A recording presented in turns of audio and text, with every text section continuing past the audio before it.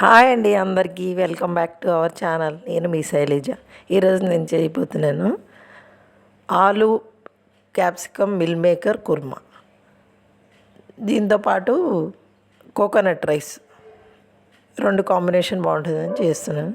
First ముందుగా టమాటా ముక్కలు, ఉల్లిపాయ ముక్కలు పెద్ద పెద్దగా కట్ చేసుకుని కొంచెం పసుపు, ఉప్పు, ఆయిల్ వేసుకొని మగ్గించుకుందామండి. స్టవ్ మీద పెట్టుకొని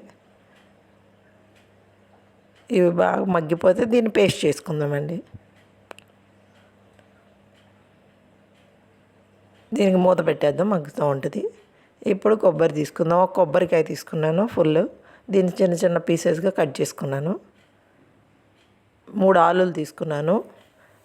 ఒక పావు కేజీ క్యాప్సికమ్ తీసుకున్నాను.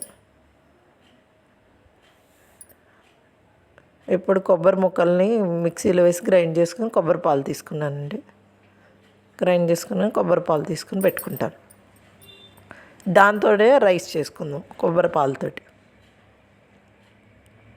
ఇప్పుడు తీసుకుని పెట్టుకున్నాను కదండి, బౌల్లో వేసుకున్నాను. 1 గ్లాస్ వరకు అయ్యింది.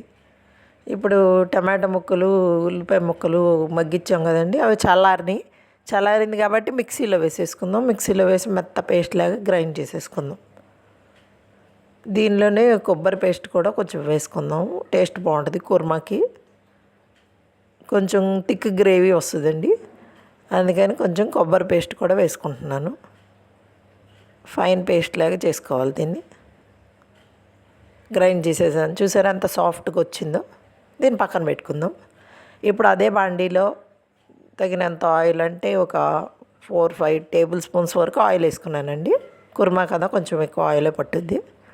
ఇప్పుడు దీనిలోనే 2 బిర్యానీ ఆకులు వేసుకున్నాను. అవి లైట్గా ఫ్రై అవ్వగానే ఈ గ్రైండ్ చేసి పెట్టుకున్నాను కదండి పేస్ట్, టమాటో, ఆనియన్స్, కోకోనట్, అది వేసేసుకుందామండి. అది వేసేసుకొని కొంచెం ఆయిల్ పైకి వచ్చే వరకు వేగిచ్చేద్దాము.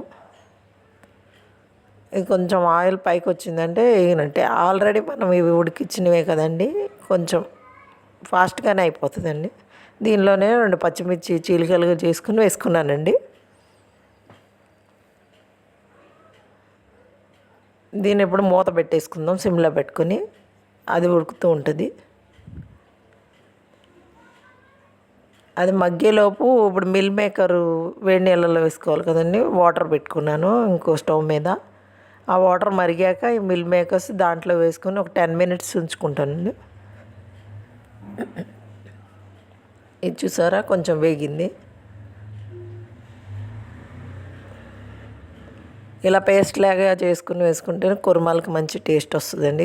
ఇది కాకపోయినా జీడిపప్పు పేస్టు, నువ్వులు పేస్ట్ కూడా వేసుకోవచ్చు. ఆలులు చూసారు పెద్ద పెద్ద ముక్కలుగా క్యూబ్స్ సైజులో కట్ చేసుకుని పెట్టుకున్నానండి. ఇది కుర్మా కదా, మరి చిన్నగా కట్ చేస్తే దానిలో కరిగిపోద్ది, కనిపించదు. అవి వేసేసుకున్నాను. ఇప్పుడు క్యాప్సికమ్ కూడా కొంచెం పెద్ద ముక్కలే కట్ చేసుకున్నాను, అవి కూడా వేసేసుకుంటాను. దీనిలోనే కరివేపాకు కొంచెం వేసేసుకుందాము. వేసేసుకుని బాగా కలిపేసుకుందామండి.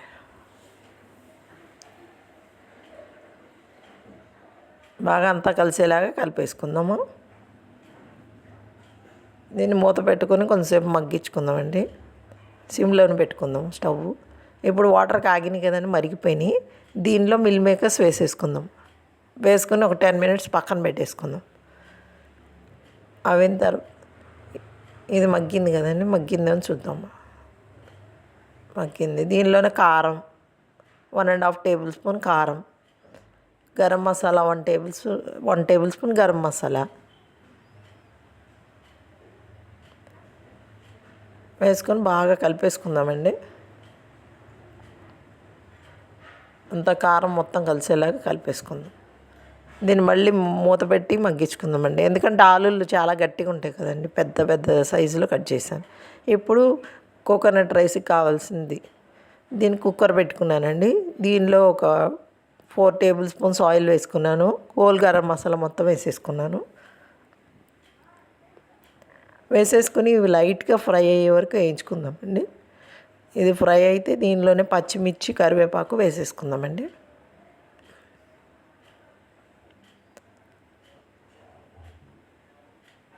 దీనిలోనే కొంచెం అల్లం వెల్లుల్లి పేస్ట్ 1 టేబుల్ స్పూన్ వేసుకుందామండి.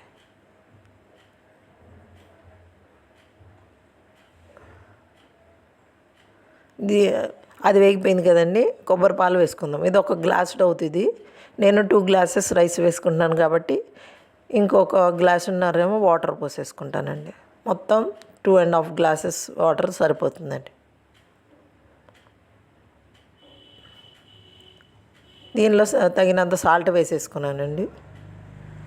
రైస్ కడిగి పెట్టేసుకున్నాం, బాగా 2-3 సార్లు కడిగి పెట్టేసుకున్నాను. 2 గ్లాసెస్ రైస్ అండి. దీనిలో వేసేసుకుందాం. బాగా మరిగింది కదండి, ఇప్పుడు రైస్ వేసేసుకుందాం. బాగా మరిపోయింది కాబట్టి త్వరగా ఉడికిపోతుంది. అందుకనే రైస్ వేసేసుకొని కుక్కర్ మూత పెట్టేసుకుందామండి. మొత్తం అంతా కలిసేలాగా ఒకసారి కలిపేసుకుని ఇప్పుడు కుక్కర్ మూత పెట్టేసుకుందాం. దీన్ని ఒక 3 విజిల్స్ రానిద్దామండి.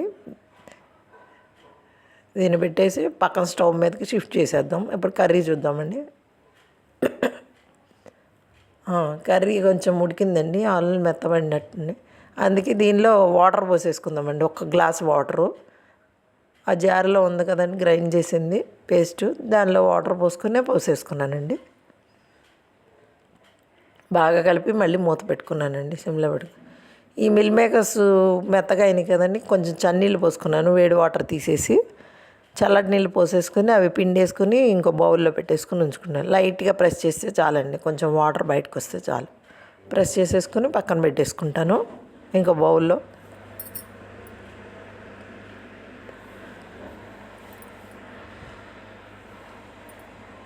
ఇప్పుడు ఇది ఉడికిందేమో చూద్దామండి. ఆలు మెత్తబడిందంటే చూద్దామండి. ఆలుని పట్టుకుని చూద్దాం. మెత్తబడితే ఇప్పుడు దీనిలో మిల్ మేకర్స్ వేసేసుకోవచ్చు. కొంచెం మెత్తగా అయిందండి. ఇప్పుడు దీనిలో మిల్ మేకర్స్ కూడా వేసేస్తున్నానండి. ఇవి కూడా వాటితో పాటు ఉడుకుతూ ఉంటాయి. అల్లం పేస్టు అన్నీ దీనికి కూడా పట్టుకుంటాయి, మంచిగా అవుతుందండి. దానికోసం మనం ఆ మిల్ మేకర్ కూడా ఇప్పుడే వేసేయాలండి. వేసేసి బాగా కలిపేసి మూత పెట్టేసుకుందామండి. అవి ఉడుకుతూ ఉంటుంది. ఈ కుక్కర్ మాత్రం 3 విజిల్స్ రాగానే కట్టేద్దామండి. ఈ 2 అవుతూ ఉంటాయి.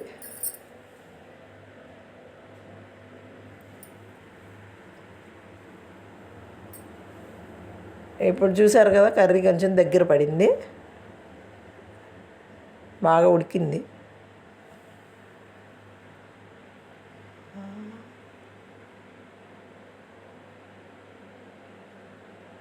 ఉడికిపోయిందండి. ఇదిగోండి, కోకోనట్ రైస్ కూడా అయిపోయింది.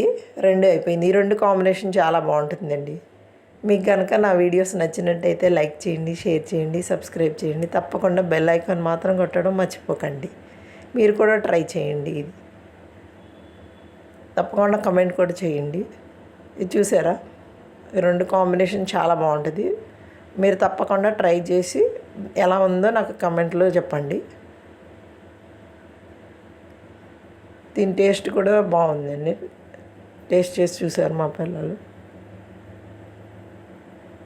ఇలా కోకోనట్ రైస్ చేసి పెట్టామంటే పిల్లలు హెల్తీగా మంచిగా ఉంటారండి. వారానికి ఒకసారైనా 2 వారాల కన్నా.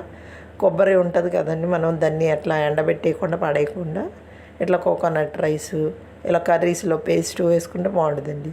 మీకు నచ్చినట్టయితే థ్యాంక్ యూ అండి. Thank you for watching my videos.